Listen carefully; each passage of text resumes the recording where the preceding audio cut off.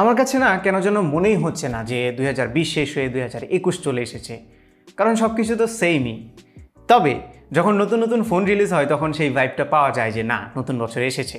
So আজকে আমরা যে ফোনটি নিয়ে কথা বলছি এটি হচ্ছে Oppo Reno5 এবং এই ফোনটি রিসেন্টলি বাংলাদেশে রিলিজ হয়েছে। এটি আপার মিড রেঞ্জ সেগমেন্টের একটি ফোন, যেটার দাম নির্ধারণ করা হয়েছে 35,990 টাকা বা 36,000 টাকা। নাও দামটা জাস্টিফাইড কিনা এটা নিয়ে আমরা ভিডিও শেষে কথা বলবো। এবং গত কয়েকদিন ধরে এই ফোনটি আমি আমার প্রাইমারি ডিভাইস হিসেবে ইউজ করার পরে এটি সম্পর্কে আমার যে ভালো মন্দ অভিজ্ঞতা হয়েছে সেটি আজকে আপনাদের সাথে শেয়ার করব। But first let's just admire the beauty of this phone. It's gorgeous, right? আমার হাতে যে কালার ভেরিয়েন্টটি আছে এটিকে বলা হচ্ছে ফ্যান্টাসি সিলভার। এটার আরেকটা কালার ভেরিয়েন্ট আছে যেটা হচ্ছে স্টারি ব্ল্যাক। দুটো কালারই সুন্দর, তবে এটা জাস্ট আমার কাছে খুবই ভালো লেগেছে। অনেকের কাছে ভালো নাও লাগতে পারে। দেখতে পাচ্ছেন খুবই কালারফুল, যেদিক থেকে লাইট পরে ডিফারেন্ট টাইপের কালার এটাতে ফুটে ওঠে, উইচ ইজ জাস্ট অসাম। আবারও বলছি, পার্সোনাল প্রেফারেন্স হতে পারে, আপনাদের কাছে কালারটি কেমন লেগেছে কমেন্টে জানান। তবে Oppo রিসেন্টলি কিন্তু একটা ট্রেন্ড ফলো করছে, সেটা হচ্ছে তারা সব ফোনই মোটামুটি থিন অ্যান্ড লাইট করছে। লাইক তাদের F সিরিজের ফোনগুলো, রেনো সিরিজের ফোনগুলো, এইটাও সেম। সো এই ফোনটি হচ্ছে মাত্র 7.8 মিলিমিটার থিক। তবে এটার যে ব্ল্যাক ভেরিয়েন্ট আছে সেটা 7.7 মিলিমিটার, মানে এটা হচ্ছে 0.1 মিলিমিটার থিক। এটা খুব একটা বেশি না। দুটো ফোনই খুবই স্লিম এবং খুবই লাইট ওয়েট। এটা হচ্ছে 171 গ্রাম ওজনের। সো হাতে নিলে খুবই কমফোর্টেবল লাগে। আই মিন এই জিনিসটা আমার Oppo যে F সিরিজের ফোনগুলো রিসেন্টলি রিলিজ হয়েছে এবং Reno4 সবগুলো ফোনের বেলায় আমার কাছে এই জিনিসটা খুবই ইমপ্রেসিভ লেগেছে, যে হাতে নিয়ে যখন ইউজ করবেন আপনার কাছে ফিলই হবে না যে ফোনটি হাতে আছে, কিংবা দীর্ঘ সময় ইউজ করতে গেলে যে ভারী ফোনগুলোতে একটা আনকমফোর্টেবল ফিলিং আসে সেটাও এটাতে আসবে না। এই জিনিসটার জন্য ডেফিনেটলি Oppoকে একটা থ্যাঙ্কস দিতেই হয়। তবে এই ফোনটি প্লাস্টিকের তৈরি। এই প্রাইস রেঞ্জে যদিও প্লাস্টিক খুব একটা মানানসই না, তবে এটার বিল্ড কিন্তু একদমই চিপ না। It feels really good in hand. So yes, plastic use করলে ভালোভাবে যদি ইউজ করা হয় তাহলে কিন্তু সমস্যা নেই। এই ফোনটির বেলায় সেটাই হয়েছে। এবং এটা completely mat finish, so fingerprint একদমই পড়ে না। তবে স্ক্র্যাচ পড়ার প্রবণতা আছে। সো ব্যাক কাভারটি দেওয়া আছে বক্সে, সেটি আপনারা ইউজ করবেন। তবে যে ব্ল্যাক কালারটা আছে সেটা কিছুটা গ্লসি। তবে ক্যামেরা হাউসটাই তেমন কোনো পরিবর্তন আনা হয়নি। Reno4 যেরকম ছিল এখানেও মোটামুটি সেরকমই আছে। ফোনটির নিচের দিকে আছে single bottom facing speaker, USB Type-C port, primary microphone এবং 3.5 মিলিমিটার অডিও জ্যাক। উপরের দিকে সেকেন্ডারি নয়েজ ক্যান্সেলিং মাইক্রোফোন এবং ডান পাশের পাওয়ার বাটনে একটা গ্রিন অ্যাকসেন্ট দেওয়া হয়েছে এবং এটার পজিশনটা ইজিলি রিচেবল। বাম পাশে আছে ভলিউম রকার্স এবং একটি সিম কার্ড ট্রে, যেখানে আপনারা দুইটা ন্যানো সিমের পাশাপাশি একটা ডেডিকেটেড মেমোরি কার্ডও ইউজ করতে পারবেন। এটা লাউড স্পিকারে যদিও ডলবি অ্যাটমসের সাপোর্ট আছে, সাউন্ড কোয়ালিটিও আমার কাছে ভালো লেগেছে। তবে এই প্রাইস রেঞ্জের অনেক ফোনেই আমরা স্টেরিও স্পিকার দেখি এবং এটাতেও দিয়ে দিলে খুবই ভালো হতো। আর এর ডিসপ্লেটি হচ্ছে 6.4 ইঞ্চির ফুল এইচডি প্লাস রেজুলেশনের একটি AMOLED panel with 90 hertz refresh rate. So বুঝতেই পারছেন এই প্রাইস রেঞ্জে একদমই টপ নচ ডিসপ্লে অফার করা হচ্ছে। ডিসপ্লের কোয়ালিটিটাও সেম কথাই বলছে। ডিসপ্লের কালারগুলো বেশ ভিভিড এবং কন্ট্রাস্টি ছিল, যেহেতু অ্যামোলেড প্যানেল, সো ব্ল্যাকগুলোকে পিওর ব্ল্যাক দেখা যায়।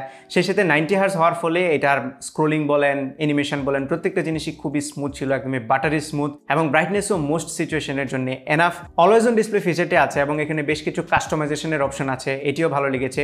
পাশাপাশি এটাতে ওয়াইড ব্যান্ড লেভেল 1 সার্টিফিকেশনও আছে। সেই সাথে ডিসপ্লের উপরে যে ক্যামেরা কাটআউটটা আছে এটা সাইজটা বেশ ছোট, সো ভিডিও দেখার সময় একদমই বদার করবে না। এবং ডিসপ্লের চারপাশের যে চিন এবং বেজেল আছে এগুলো খুবই ন্যারো, যার ফলে 6.4 ইঞ্চ হওয়ার ফলেও ফোনটিকে বেশ কম্প্যাক্ট করা পসিবল হয়েছে, যার ফলে হাতে নিয়ে খুবই ভালো ফিল হয়। আর যেহেতু অ্যামোলেড প্যানেল, সো এটাতে ইন ডিসপ্লে ফিঙ্গারপ্রিন্ট স্ক্যানার আছে এবং এটার স্পিডও স্যাটিসফ্যাক্টরি ছিল। Now let's move on to performance. Oppoর কিন্তু একটা হিস্ট্রি ছিল আগে যে তারা পারফরমেন্সে ফোকাস করতো না, ক্যামেরায় শুধুমাত্র ফোকাস করতো। বাট আস্তে আস্তে কিন্তু তারা এই ব্যাপারটা থেকে বের হয়ে আসছে, which is a good thing. So এই ফোনটিতে ইউজ করা হয়েছে কোয়ালকম স্ন্যাপড্রাগন 720G চিপসেট, যেটা একটা গেমিং অপটিমাইজড চিপসেট এবং এটার পারফরমেন্স সম্পর্কে আমরা সবাই জানি।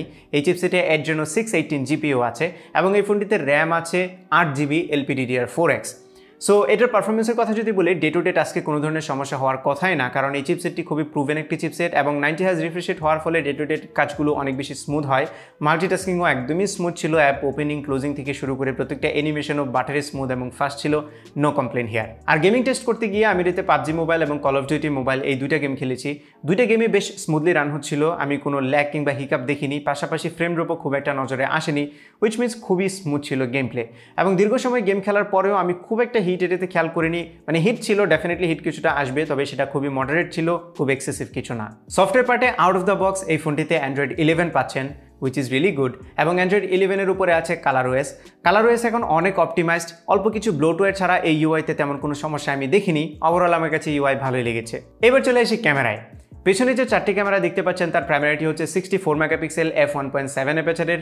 সেকেন্ড যে লেন্সটি আছে এটি হচ্ছে 8 মেগাপিক্সেলের একটি আলট্রাওয়াইড শুটার অ্যান্ড দেন 2 মেগাপিক্সেলের একটি ম্যাক্রো লেন্স আর একটি 2 মেগাপিক্সেলের মনোক্রোম লেন্স। প্রাইমারি ক্যামেরা দিয়ে ডে লাইটে, লো লাইটে, ইনডোর, আউটডোর যে সিচুয়েশনেই ছবি তুলেছি প্রত্যেকটা ছবি স্যাটিসফ্যাক্টরি রেজাল্ট দিয়েছে। স্পেশালি ডে লাইটে বা প্রপার লাইটে যে ছবিগুলো তুলেছি খুবই ডিটেল ছিল সেগুলো, এবং কালারগুলো খুবই অ্যাকুরেট ছিল। আগে যেরকম ওপ্পো একটু এক্সেসিভ প্রসেস করতো, এখন মনে হয় সেই এক্সেসিভ প্রসেসিংটা একটু কমাচ্ছে, কালারগুলো একদমই অ্যাকুরেট মনে হচ্ছিল, দেখতে খুবই সুন্দর লাগছে ছবিগুলো। সেই সাথে ছবিগুলোতে ডাইনামিক রেঞ্জের পারফরমেন্সও মোটামুটি ভালো লেগেছে আমার কাছে। এবং লো লাইটে আসলেও ছবির কোয়ালিটি খুব একটা ড্রপ করে না, লো লাইটেও বেশ ভালো রকমের ডিটেল আমি পাচ্ছিলাম। সেই সাথে ছবিতে কালারগুলোও ঠিকঠাক ছিল লো লাইটে। এবং আরেকটা ইম্পর্টেন্ট জিনিস, লো লাইটে খুব একটা নয়েজ আসে না, এই জিনিসটা খুবই ভালো লেগেছে। সো বোথ রেগুলার এবং নাইট মোড দুটোতেই ছবি তুলেছি, দুটোতেই লো লাইটে ছবির কোয়ালিটি আমার কাছে খুবই ভালো লেগেছে। পাশাপাশি পেছনের ক্যামেরার যে পোর্ট্রেট মোড আছে সেটাও খুবই অ্যাকুরেটলি কাজ করছিল, স্পেশালি এজ ডিটেকশনের বেলায়, এবং ওভারঅল পোর্ট্রেট শটগুলো আমার কাছে দুর্দান্ত লেগেছে।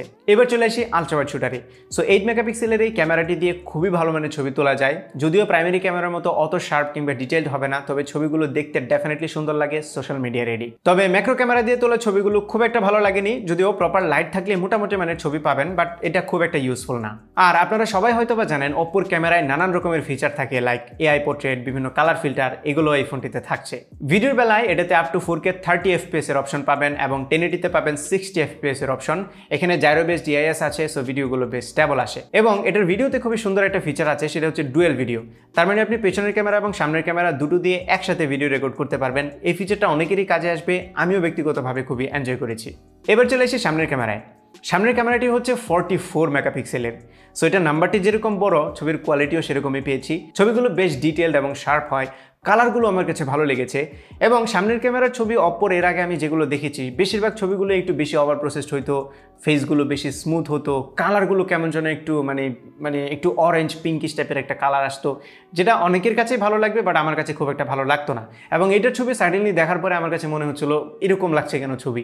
দেন আমি রিয়েলাইজ করলাম যে আমি আসলে ব্রেন ওয়াশড হয়েছি। প্রায় সবগুলো ব্র্যান্ডই এখন এরকম করছে, মানে ফেসকে এত বেশি অপটিমাইজ, এত বেশি বিউটিফাই করছিল যে আসলে অরিজিনাল ছবি দেখলে এখন আর ভালো লাগে না, এরকম একটা ব্যাপার ছিল।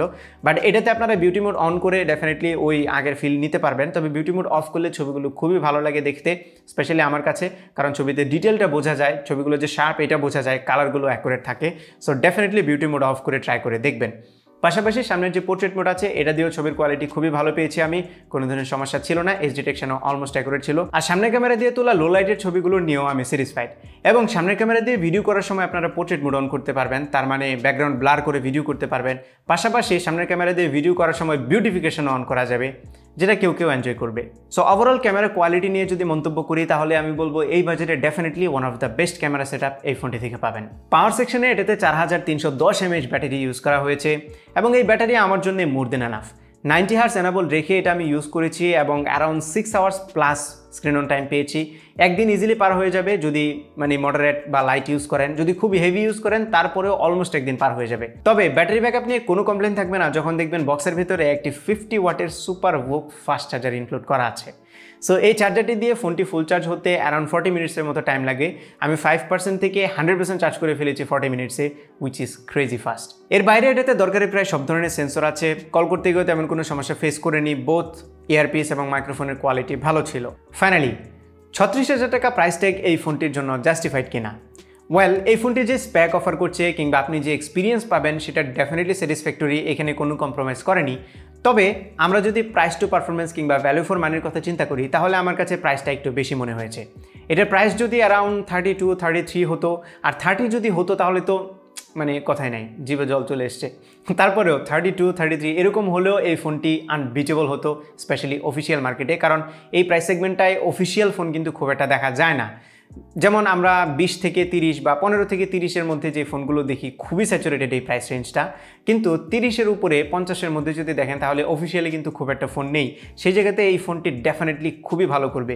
সো 36,000 টাকা লিটল বিট মানে একটু বেশি, বাট আপনি যেটা পাচ্ছেন সেটা নিয়ে ডেফিনেটলি স্যাটিসফাইড হবেন। তবে আবারও বলবো প্রাইসটা আরেকটু কম হলে অনেক ভালো হতো।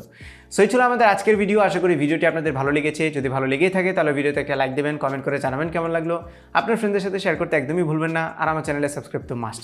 দেখা হবে পরবর্তী ভিডিওতে। Till then take care. আসসালামু আলাইকুম।